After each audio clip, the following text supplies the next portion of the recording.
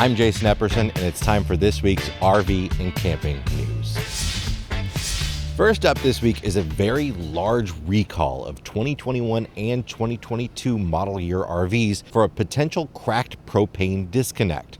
Now, there's been a lot of incomplete information out there about this, so I want to let you know the facts. This is a recall of well over 100,000 RVs from both Forest River and Thor's portfolio of brands, mostly travel trailers and fifth wheels. There's probably some other brands out there under the recall as well. Basically, if you have a travel trailer or a fifth wheel that was built in 2021 or 2022, you want to check to make sure that you're not on this list.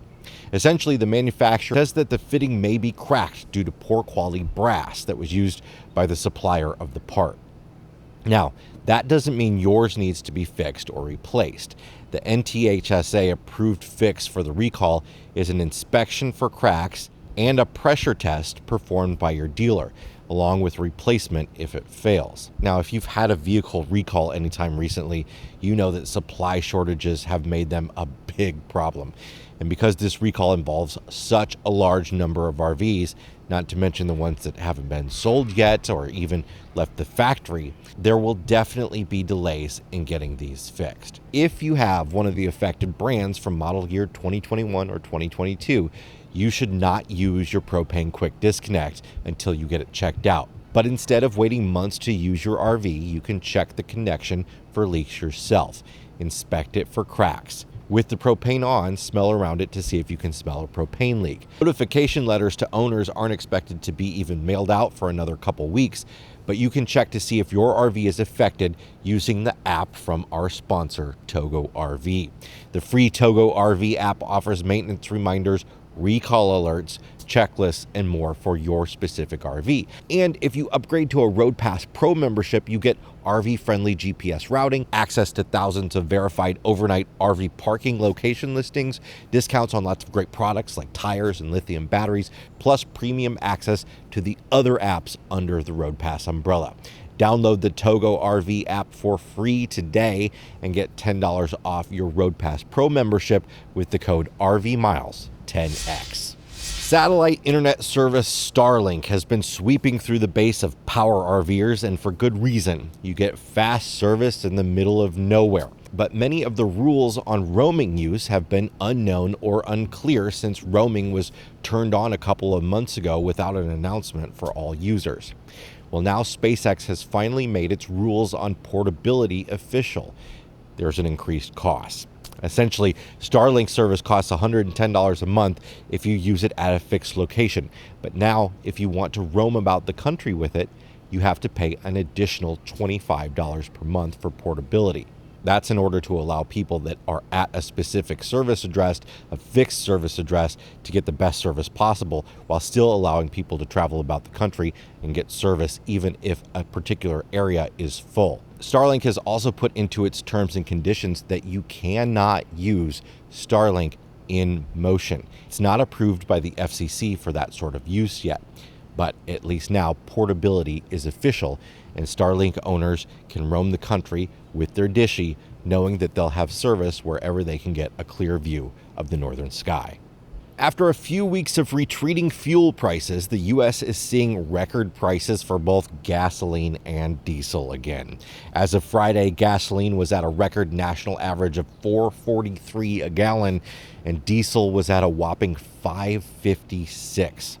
According to new data from the Energy Information Administration, total domestic gasoline stocks decreased by 3.6 million barrels to 225 million barrels last week. Gasoline demand also decreased slightly. Typically, lower demand would put downward pressure on pump prices. However, crude oil prices remain volatile, and as they surge, pump prices follow suit. But even if you're willing to hand over the cash to fill up your big diesel pusher's 100-gallon tank, you might not be able to, at least in the Northeast. Love's Truck Stops has confirmed that they are closely watching diesel fuel supplies in the Northeast amid growing concerns of an industry-wide diesel shortage. Saying, quote, Love's is monitoring the fluid situation on the East Coast. We have experienced minimal outages during low traffic hours. Inventories of diesel fuel, which in the U.S. is mostly used by truckers, have been on the decline since the pandemic began. but those declines have accelerated since the start of this year. Analysts attribute the declines to reduced refining capacity, demand for fuel during the pandemic, and a recent rise in diesel exports. On Wednesday, the Energy Information Administration said total inventories of distillates, which is mainly diesel fuel but also heating oil, fell last week to a 17-year low of 104 million barrels, which is 23% below normal. But on the East Coast, the situation is worse. Northeastern state stocks fell by 1.1 million barrels last week to just 21 million barrels. That's the lowest amount ever recorded in data going back to 1990. All that said, the EIA expects refinery utilization to increase throughout the rest of May and into June, which should help make up for the shortfall. Love's and other truck stops have been informing their fleet operators that shortages of diesel fuel on the East Coast may happen in the coming week at some stores. One thing is for certain, low diesel stocks will keep diesel prices high. On April 20th, Good Sam Club state chapter presidents had a virtual meeting with the chief operating officer of Camping World Holdings, Tamara Ward, who informed state chapter presidents that Camping World's Good Sam Club would be ending its relationship with state and local chapters at the end of this year. The Good Sam Club was founded in 1966 and until its takeover by Camping World was highly focused on members and local chapters. Today it's quite different. Good Sam membership is more about discounts at RV parks and at Camping World stores, and Camping World leverages its 2 million members to offer high profit margin services like roadside assistance and extended warranties. Of those 2 million members, only 12,000 today have extended their Good Sam membership to state or local chapters. Good Sam chapters are said to be considering options like continuing on without Good Sam support, closing shop altogether, or seeking another organization such as FMCA to join that would allow chapters to continue on. Finally, Thor Industries has released the details of its recent electric RV study, which covers the different trigger points that would need to be hit in order for a customer to be comfortable purchasing an electric RV, along with some of the challenges involved.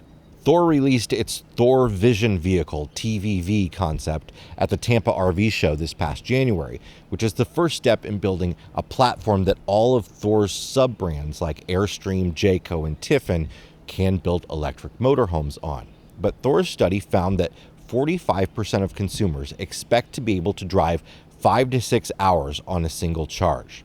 Only 3% of consumers would be happy to charge after 2 hours or less of driving, which is the range currently possible for motorized electric RVs.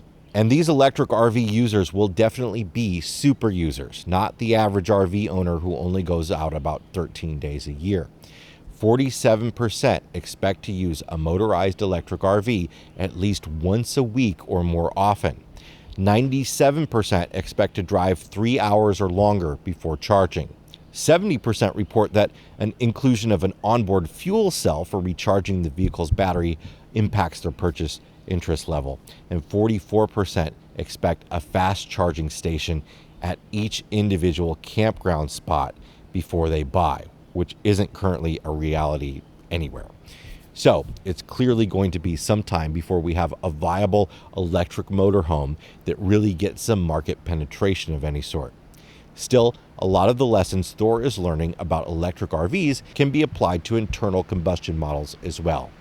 If you want to see the full tour of Thor's electric motorhome concept, we did a walkthrough with an engineer that you can find in the description for this episode. That's it for this week's RV and camping news, and it's pouring on me, so I'm going to get out of here. We'll see you next time. Make sure to like and subscribe. Bye, everybody.